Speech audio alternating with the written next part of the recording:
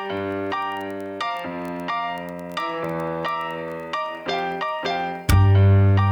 Are Más presents Interesting Women.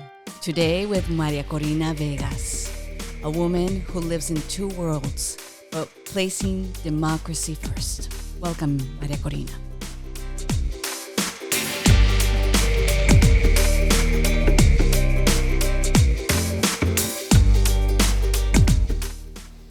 Welcome, welcome. In the month of the woman, it is such an honor to have for our first guest, Maria Corina Vegas. Maria Corina, welcome. Thank you very much, Evelyn. I feel very honored and humbled to be invited here on Women's Month. I am too. Very special. I'm honored too because, you know, it's the start of many women we're going to have this month, but I think your story is an example of what we want to see in these programs of interesting women that are doing such important work.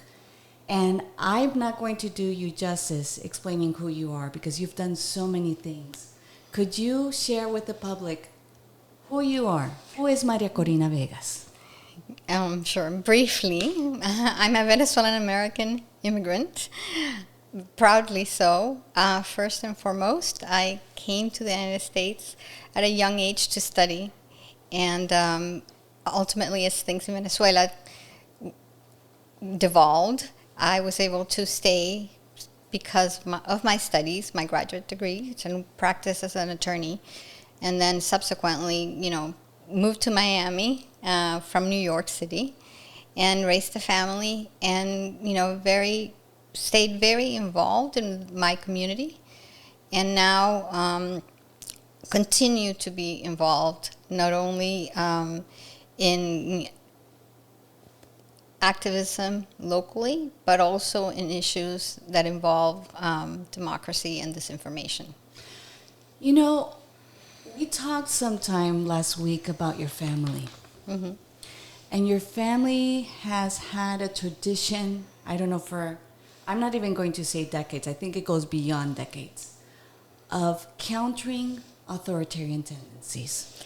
And I think it's really important for our listeners and our viewers to hear a little bit about that story of Venezuela, the fight of your family, the tradition of countering authoritarian tendencies, and then you coming here and your story. Yes, you know, in fact, that is so true. It kind of runs in my blood, so to speak. Growing up in Venezuela, you know, my family has,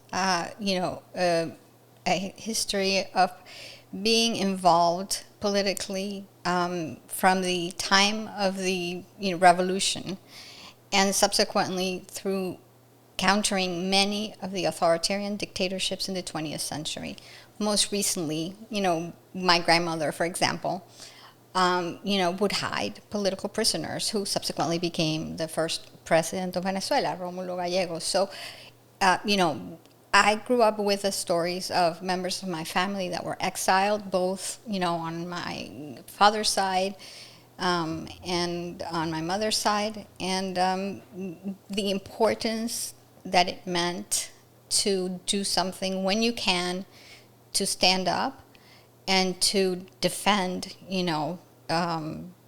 institutional democracy. So we're talking about Rómulo Betancourt. Rómulo Betancourt, yeah. So he's considered, and correct me, he's considered one of the most democratic presidents that Venezuela has had. He was the first democratic president after the dictatorship of Marco Pérez Jiménez. So that was interesting because, you know, for a woman at that time, my grandmother, you know, very traditional upbringing, to be so brave was inspiring. I mean, also, you know, in the prior dictatorship, in the earlier part of the 20th century, my great-grandfather was also jailed, and all his properties and livelihood, he had to be exiled, and then all his family was exiled, and he was put in jail and only released to die. So that was for the Gomez dictatorship. So, you know, my father continued in that tradition. He was entrepreneur. I mean, he kind of ran the family business because, you know, they worked congressman. But he also, because of, this disposition, was also always active in garnering the business community to participate in civic life. Wow. And he involved me early on through this foundation that built houses, and that raised money to build houses for rural areas in Venezuela to be run by Fe y Alegría. That was the Jesuit organization.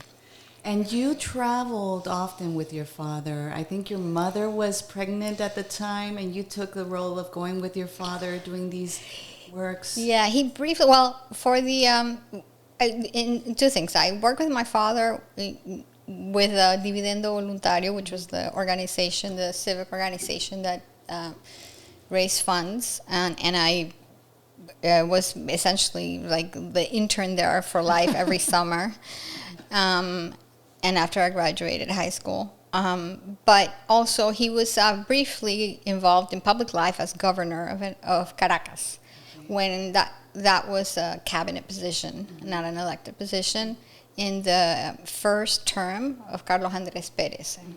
My mother was furious that he had accepted that position. She didn't want him to participate in politics because he had already previously successfully also had participated as a minister, briefly reorganizing one organization that oversaw the supply of food. Anyway, so when she was pregnant, it was I that went with him to all the hospitals and the events and the fairs, and it was very, very fun. Actually, I was maybe 13 or younger, probably. And then you went to boarding school in the United States, correct? Yes. My parents, both of them, were very impressed upon, both my sister and I, academics excellence, and they were very demanding. And that was something, that we, always had to, it was really important in my family to be a good student and to excel academically. And they wanted us to continue along that path, and they sent us to an all-girls boarding school here in the United States, in Connecticut. So academically, and that which has made you a very independent woman. Yes. What is your academically? You went to boarding school, then you went to Caracas? Yeah. Yes, I went to boarding school actually at 13. Oh my gosh. I went to 9th. I skipped 2 grades because I went to school in Venezuela. It was a bilingual school, but when it ended in 6th grade, which was essentially 7th, I took the PSAT or the SSAT. Oh my God, I cried through that test. It was horrible. I didn't even know what a standardized test was. I sat for that test, and they're like, okay, you can choose between this school and that school, and you're going. I mean, there was no kind of decision making on my part. It was presented like, this is a really unique opportunity. You're going to get to, pursue an academic path that is not regularly open to women. Wow. In Venezuela. So I took it, and it was incredible. But it made me really independent, and it also really helped me, navigate 2 worlds. Because as an adolescent during that time, I was growing up, in the Northeast, in a very, insular, academically driven school, doing sports and focusing on academics. And then when I went back to Venezuela, it was different because women of my age at that time were encouraged very much and very early on to just, find a good husband. And it was kind of straddling those 2 words. In Colombia too. Take 2-3 hours to put your makeup on, to go out, so that, you have to look a certain way. And, it was almost like the beauty came before the intellect, right? And it was like, not that either is wrong. No. But I think that's a very interesting point that you make. Yeah, the Miss Venezuela obsession in Caracas was crazy. I mean, also at that time, when I was like 16 or 15, to see the Miss Venezuelas that were only slightly older than me, and I looked just like a teenager.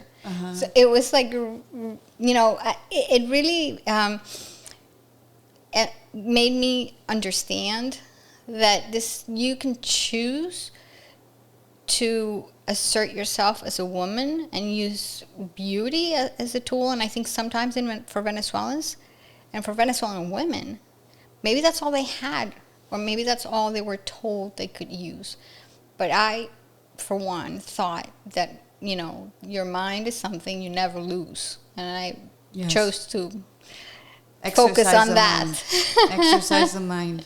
And then you graduated from, but you came back. Yes. You came back. I have this beautiful, beautiful picture that we're going to show later, but this is a beautiful picture of you graduating from law school in Colombia. At Columbia University. Yeah, I came back to Venezuela because around the time that I was graduating high school, my father, there was an economic crisis in Venezuela.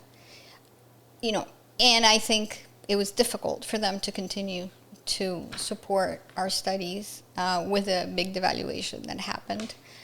And so I had to revalidate my American high school degree and make it pass the Venezuelan Ministry of Education tests. And during the time that I did that, it was really fun because I studied during the day and I got to do a lot of adventures. I climbed Mount Roraima, which is the movie Up. Mm-hmm. The movie Up is inspired on that. It's a tabletop mountain that straddles the south of Venezuela, Brazil, and Venezuela in the Amazon. And I was like I went on an excursion with this environmentalist, an activist, and it was wonderful. I subsequently saw a documentary by National Geographic on climbing Mount Roraima, and I was like, I can't believe I did that. You have to watch out for these spiders, but these ants. And when I climbed it was like, okay, no. And Charles Bruecarias, who was, the person who guided us, he was like, no, if these are the type of ants that, that you eat, and the indigenous people were our guides. Did you eat the ants? Yeah, I did. You did? Yeah, yes. And he told which ones to choose were for nutrition that had the protein. They taste kind of minty. Yeah. Evelyn, we didn't talk about Check this. it out. Check it out. If you go there, eat some ants. Remember. Yeah. And then I went to the Universidad Católica Andrés Bello to study law in Venezuela. And this is these pictures. Yes.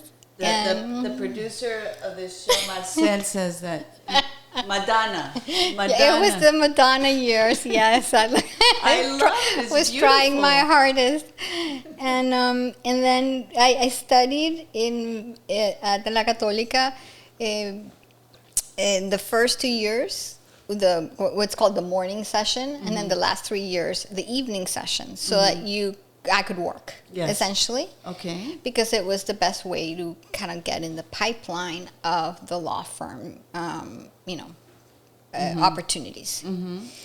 But then you came back. You went to right. New York, which is, I think, for me, when I think about New York. How old were you when you went to New York? Like 22, 20, yeah. That is a dream of any 22-year-old. Yeah. I don't care where you live in the world. Yeah. To be in New York at 22 years old must have been amazing. And being, studying. Yeah. It was great. I mean, I worked after I graduated in Venezuela, and then Chavez had the same kind of like coup and everything. I realized at the time in Venezuela that there was a lot of kind of turbulence going on politically. Everything was very polarized. And I felt I had no agency. And particularly as a woman. So I saw that, there were elections coming up, and the people that were presenting themselves were part of like the older generation. There was no, opportunity for the renewal. And that was problematic. Like, circumstantially, what was going on in Venezuela, economically, a lot of issues were unresolved. And I had the opportunity to study abroad, and I took it. And it was a really exciting time to be in New York. You met a beautiful person there. Yeah, I met my husband there, who's also an immigrant. He had left El Salvador during the Civil War, his family, because of the commotion there. He was studying law at NYU, and, we met on a blind date. Wow. We were set up. But mostly what I wanted, Evelyn, in talking about women and women empowerment, yes, for me, going to Columbia University and staking myself independently, professionally, getting a job, and supporting myself was very different from the path that I was projected to take. Most of my friends, when they graduated law school, married within 6 months.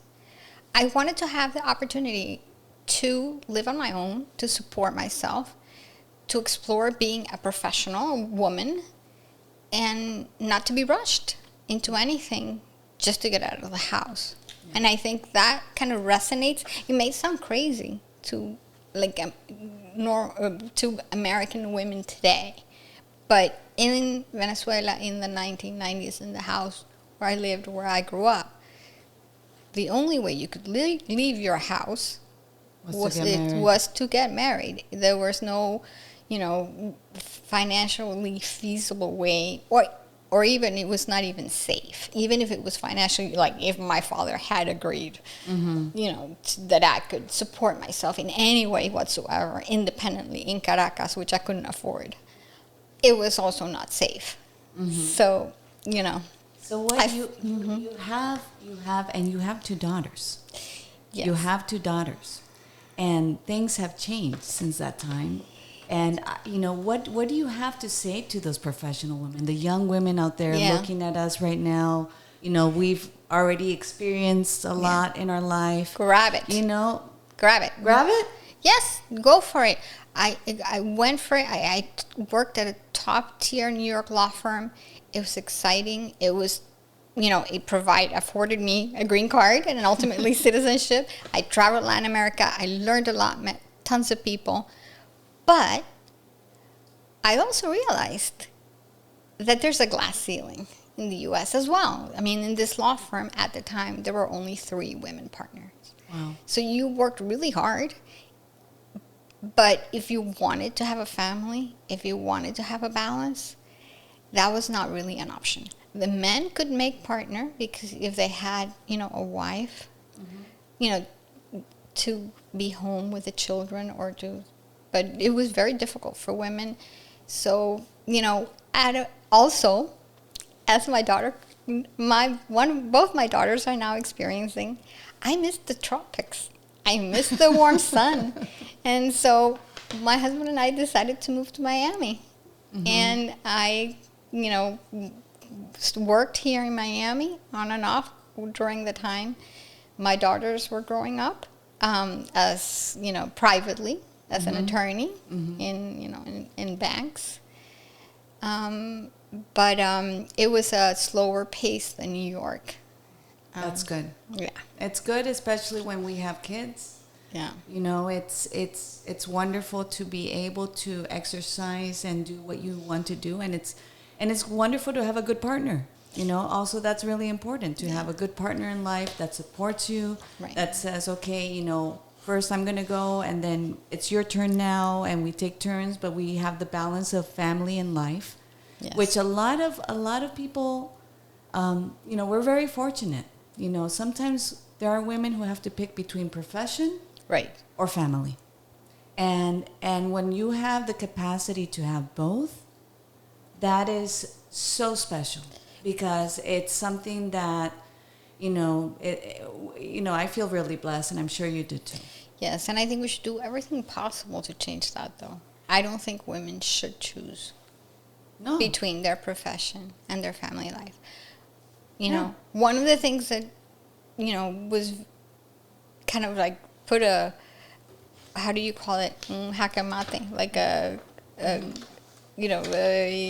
wrench on my professional plans was a personal one. And it was, my mother getting sick and passing while I was pregnant with my first daughter. Which we have here with us today. Yeah. Beautiful, beautiful woman.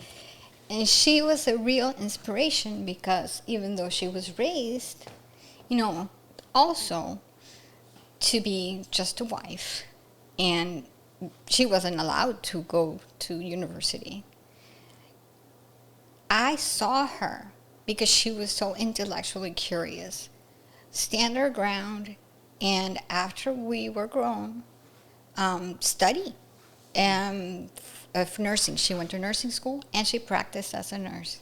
And that was something, Beautiful. Very inspirational. And to have her, like, assert herself in that way, was also very, it has lasted throughout. She's always with me.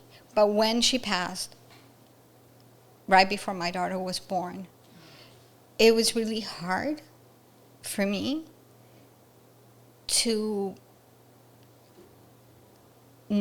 go straight back to work and just leave my daughter in the hands of a caregiver. Mm-hmm. And and I think that in that was what would have been required if I wanted to continue to pursue like the partnership route in New York.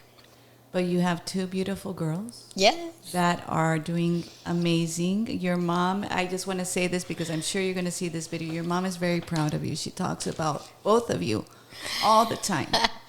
And and they're doing really, really well. Yeah, they're both. One is living in Seattle. She recently graduated college, and the other one is a freshman in college at Wellesley in Massachusetts. Amazing. And yes. So what do you have to say in terms of all of this, in terms of how we have advanced as women then? How have we advanced? I think it's up to us. Okay. I think there's an abanico of options that are presented. Some a fan. Yeah, a fan. Or like a map. Like, there's a blueprint that, you can see before you, and some opportunities may be more realistic than others, but you're never going to know if you don't try it. Exactly. So you have to go for whatever your heart tells you need to go for. I agree, and trust the gut. No, trust that instinct inside of you. There's a book called Mujeres que corren con lobos, women who run with wolves. Mm-hmm. And one of the first things that it says in that book that always impacted me was the fact that it says that women have this instinct within them that they have to listen to. Yes. And I think, and another friend also, because talking about this, about marrying and not marrying, I have a friend that's fabulous and does these amazing speeches nationwide. And she says, look, if it's about getting married or you having a life that's your own, it's better to borrow than to get married. Because usually, like, women are very strong and can go ahead in life and do things that they want to do. Yeah. So I think it's all fascinating. Before we leave, I wanna focus on something that I think is super important for people to know, and it's your advocacy work. Yeah. Because not only has your family had the tradition of countering authoritarian tendencies, which I want to talk to you about, because I truly believe there's a thing called transgenerational trauma. Okay? I agree. I haven't heard it that way, but yes. But where you are embedded by the stories of your family, it doesn't matter the age you have. No. That you remember of people who have taken away everything from you, from your family, and you coming to the United States. 2016 was a very important year for you. Yes. And I'd love for you to tell, because you have this, I think we have this, like, in Spanish we call it un olfato, a sense of smell when we see something coming that doesn't seem right. Yeah. Tell us about this. We have 5 more minutes on the show, but I really want to get this in because I think this is really important for people to hear. In 2016, in the election, when I first, saw that Donald Trump became the candidate, the way in which he became candidate by, demonizing immigrants and humiliating women, I thought that was, a bridge too far. I never believed for once that he would win. I didn't either. So I was just kind of like a spectator. Like, I was happy because in America, things were different than in Venezuela. You had elections, people voted, and then you woke up and everybody, nothing happened the next day. Life continued, life went on. I saw that, in the previous elections all the time that I was living in the U.S. But here, when Trump won, literally, Evelyn, it was like my father had recently passed away, and I told you this story, that I was receiving, and I was cleaning, I was taking out, like, the dishes and stuff that we distributed among that we inherited, and I was just wiping them clean. And when I heard Florida go for Trump, like, I literally dropped You broke a plate. Yeah, I dropped the plate on the floor, and it broke. Mm-hmm. I just could not believe it. And for me, that was like, okay, I'm done. I can't be just this quiet citizen anymore. I have to act. I have to speak my truth. I have to say things when I call them out when I see them. I have to call out disinformation. I have to call out the lies. I have to, especially to the Hispanic community, that I could see all the way that the Trump and Pence and the whole Republican machine was targeting the Hispanic community in Spanish with lies, with disinformation. It was appalling. And for me, that was really just like a breaking point. And you continued to do the work. You were involved in 2020 in the presidential election of Joe Biden. You were part of Venezolanos con Biden. Yes. You were part, and I want to say this, you were part of the group that created and showed the Venezuelan community about the disinformation and misinformation you were seeing, and you were all seeing in the Venezuelan community. And I thought it was brilliant because you knew how to speak to the Venezuelan community. You knew what to say. You needed to say, hey, this is not correct. This is something very important. And I think that was very important work to open the eyes. We're not going to open the eyes of everyone, but we were opening the eyes of many. It was a little, by the time people, woke up to this, it was a little late. Like, as you know, we were calling attention to this from really early on. Yeah. And by the time that we did this, like, myths and facts guide that went viral on this information, the table had been set already. And primed. The Hispanics and the Venezuelans and the Colombians, they were primed to believe all the stories and all the lies, that were being fed to them in Spanish, in social media and through WhatsApp chats, etc. As we know. Yeah, and that's one thing we have to say here: start early. 2024 is around the corner. Maria Corina Vegas is amazing. Yeah. She's an amazing human being that knows how to connect with different communities. I know we have to go on the show. I wish we had a longer time to do this, Maria Corina, because you have such an interesting story. But let me ask you one more thing before we go, because I'm seeing here that they're giving us minutes. Okay. But what do you want? What are the final things that you want to say? What do you want people to leave with from this conversation in English? Especially for women, it's never too late. It is really, truly never too late to speak your voice, and to find your truth and to stand up for what you believe. And I think you have to embrace new challenges. You grow by embracing them. And we need to help women feel empowered to continue to do this work. Aquí con nosotros, with us, Maria Corina Vegas. Thank you so much for joining us in Mujeres Interesantes. Happy Women's History Month. Happy Women's History Month to all the women listening to us today and watching us. And we will be in our next show, and we'll have a surprise of who we're going to have. But for the first show, this is such an honor to be with Maria Corina Vegas. Thank you, Evelyn. Thank you.